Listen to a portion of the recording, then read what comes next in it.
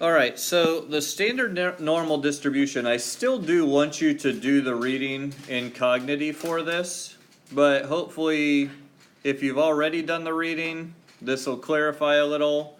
If you haven't done the reading yet, hopefully when you do read it, it'll make it a little bit even easier to understand, okay? But what we have here is what's known as the standard normal distribution. And basically, what happens is this. Every time you have a different mean and a different standard deviation, okay, the percentages are going to be different every time. Okay, so if I have a mean of 10 and a standard deviation of 1, then the percentage that's above, 11.2 is going to be different than if I had a mean of 9 and a standard deviation of 1.5. Okay? Those percentages are going to be different every time. So what we do instead, you'll notice when we drew our bell curve originally, and we looked at those general percentages on the bell curve, we were basing those general percentages off of how many standard deviations we were away from the mean. Okay? So there's the mean, and then we said, okay, if we go one standard deviation above the mean, so it's mu plus sigma, and one standard deviation below the mean, so mu minus sigma, then we're going to have 68% of our data. And the thing is, it didn't matter what the mean actually was or what the standard deviation actually was, because we were going one standard deviation above, one standard deviation below. And what we were actually using to make that generalization there is what's known as a z-score, or the standard normal distribution. Okay? Standard normal variable is z. Okay? Now, this is going to be a critical thing that you guys really understand and follow here. So, really stay with me through this. Okay? So, we can keep going here. Another standard deviation, so plus 2 sigma. And then we can go up here to mu plus 3 sigma. Here's mu minus 3 sigma. Here's mu minus 2 sigma. Okay? So I told you that this standard normal variable, this z,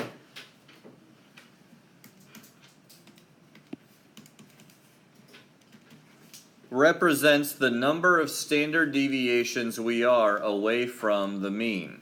So the mean is going to be our 0. One standard deviation above is going to be z equals 1. 2 standard deviations above is z equals 2, and 3 standard deviations above is z equals 3. Okay? Not too hard. If I go below the standard deviation or the mean, I have a negative z-score. Okay?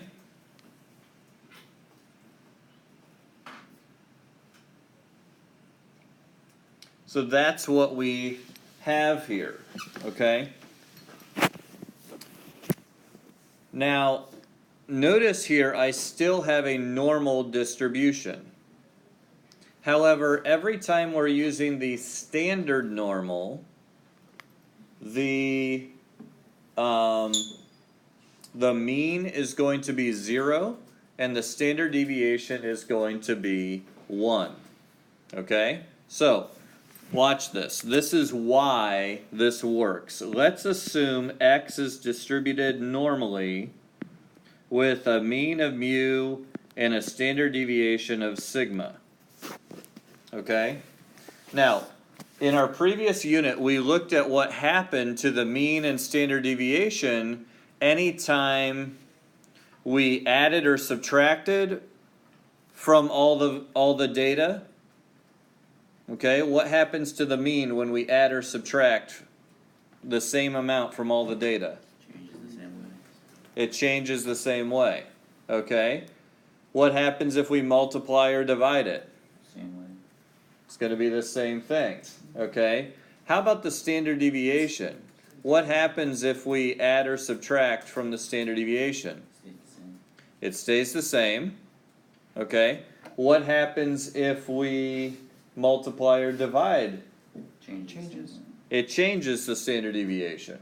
Okay, so I'm going to take every value of x and I'm going to subtract the mean from it. What's that going to do to the mean?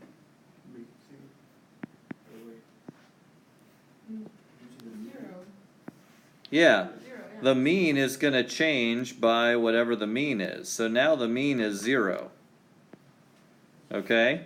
What does that do to the standard deviation? Nothing. So the standard deviation is still the standard deviation. Okay? So next, I'm going to take that x minus mu, which has a mean of 0 and a sigma of sigma, and I'm going to divide all of those values by sigma. Okay? So what's that going to do to our mean? It's going to divide the mean by sigma. 0 divided by sigma will still be 0. What's it going to do to our standard deviation? Huh? Yeah. It's going to divide that by sigma, which is going to make it 1. And now we have standardized the original normal distribution so that it has a 0 for the mean and a 1 for the standard deviation. Okay? That's where this comes from. It goes back to those principles we learned in the previous unit about how do you change the mean and standard deviation if you change all the data the same way. Okay? Now, that's why you'll notice here this formula that I just derived, that's going to give us our z. That's going to be the number of standard deviations away from the mean. Okay? X is z standard deviations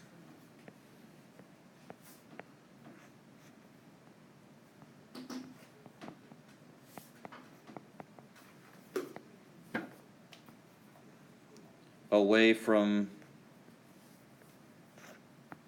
X is? the mean. Yes, the original x value is going to be that many standard deviations away from the mean. So then what is z? Okay, z is the number of standard deviations. Okay, so for example, let's illustrate this. Let's say that I have x, which is distributed normally with a mean of 7 and a standard deviation. Well, we should have sorry, I wrote this wrong. It should be sigma squared. And a standard deviation is 1, so we'll make it 1 squared because it always has the variance in there. Okay? So let's say I have some value of x, we'll go x1, has a z equal to 2. What is x? So would you like 2 equals x minus 7 over 1? And then find the x. 2 minus 7 over 1? No, 2 equals x minus 7 over 1. 2, okay, equals x minus 7 over 1, okay? Yeah, you use that formula, you can solve it. 2 times 1 is 2 equals x minus 7. So that value of x is 9. Okay? Okay, let's look at one other one. And actually, let's think about this one logically.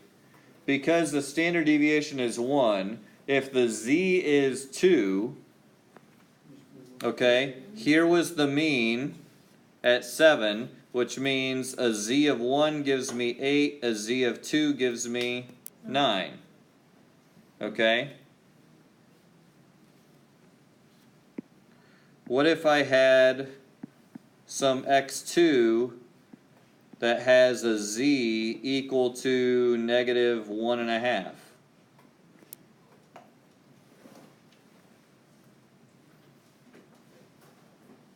How would I find x2?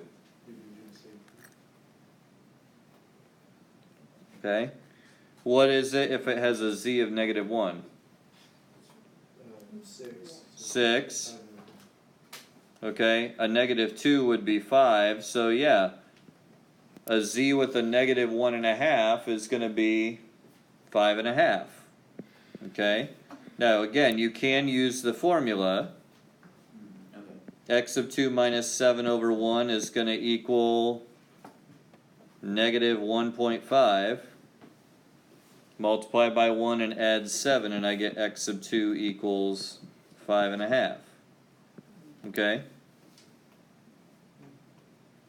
But you'll notice I could have given you a different normal distribution, a different mean, different standard deviation. I would still be able to find if I had a z-score. And the probabilities would be the same. Okay? The probability of being between 6 and 8 here is still about 68%. Even though the mean in this case is 7 and the standard deviation is 1. Okay?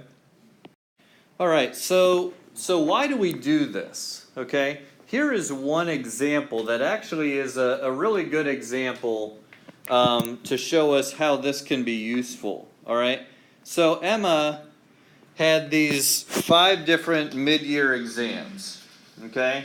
She's taking English, Mandarin, Geography, Biology, and Math. Okay? Now, if you look at her scores, she got a 48 on her English, an 81 in Mandarin, 84 in Geography, a 68 in Biology, and an 84 in Math. So what did she do the worst in? English. English, alright? Looks terrible. Okay? However, look at the rest of the story here. Okay? Look at the mean for these. She's killing it. In relation to the mean of 40, 48's pretty good, right? But look at her other scores here. Okay? Her other scores that were higher, notice, let's see here. Here she got an 84 in Geography. The mean was a 55. She got an 84 in Math. The mean was only 50. So which of those two did she do better in? Math. The Math, if you're thinking of it relative to the evident difficulty level of the test. Right? It's kind of like here on the IB test. I tell you, if you're getting a 50%, that's about like a C minus. Alright? You can't just look at your raw score and necessarily tell exactly how well you did. Okay? But then also notice sigma. This sigma, what is it? What does this sigma equals 4.4 tell us about the English test as opposed to the sigma equaling 20 for biology? The English test grades were closer together, so they're all closer to 40, but the biology was spread out. Yeah, okay. English, people's scores were pretty close together. Biology, they must have been all over the place. With a standard deviation of 20. She's within one standard deviation. Yeah, actually, yeah, if you think about it, this 68 is within one standard deviation of the mean. Okay? So, let's actually standardize all of her scores as z-scores. Okay? So for example, on English, I'll do English with you here and then let you guys do the others. All right, so her score is the X. So in this case, her Z-score is going to be the 48 minus the 40 divided by 4.4. So 8 divided by 4.4. So that's 1.8181, okay, or 1.82 if we do 3 significant figures, okay? All right, so take a couple minutes here and get the other 4. No, I just brought back. All right, so let's take a look at Mandarin, all right? In Mandarin, what was her Z-score? 2.33. 2.33? Okay. How about geography? 1.61. 1.61. Biology? 0.900. Okay. And then in math? 2 point what? 2.27. Okay, so now that we have standardized these in relation to their relative difficulty, now all of them have a mean of 0 and a standard deviation of 1. So now we can actually make a valid comparison. So what was her best performing exam relative to its difficulty? Mandarin, okay? We've got 2.33 as our highest, okay? And then that means she performed the worst on biology, okay? Okay? Now, did she do that bad on any of them? No, I mean, she's still above the mean. She's above the class average. And in fact, if you think about it, remember that one standard deviation above the mean was 16%? So she was at least in the top 16% in almost every class. Biology, she was just under, so maybe the top 20%. Okay? But, you know, you think about your other percentages. If we go up 2 standard deviations, remember that gets us up to the, like, 95%? Okay? So that means there's only 2.5% on either side. So in Mandarin and in math, she was in the top 2.5% of the class. Okay? And she was close to that in English and kind of in the middle there in geography, probably at least the top 10%, you know? So, that's how we can use this then to make valid comparisons. We don't have to have all the same distribution with the same mean and standard deviation for different things in order to compare their values. That's one of the values of standardizing these. Okay? So, the